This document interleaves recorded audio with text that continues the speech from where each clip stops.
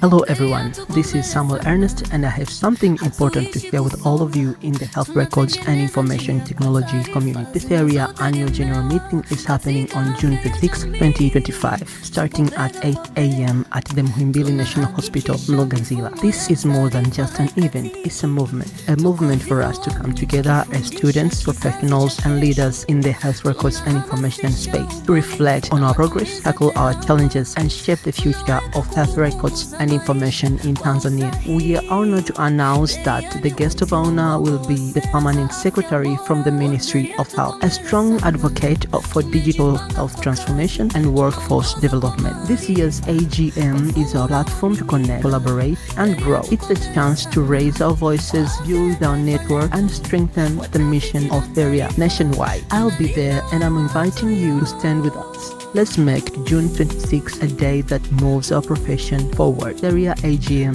2025. Let's lead the future together. Katika mashirika na hospitali tupo mstari wa mbele.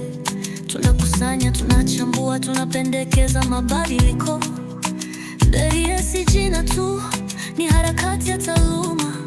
Tunaunganisha sekta kwa lengo moja la maendeleo. Tunahusika na taasisi na wizara, tuna nafasi katika kila kona ya mfumo wa afya, kuanzia sera hadi vitendo vya kila siku. Theria tuko mbele sana, hatuchoki, hatukomi.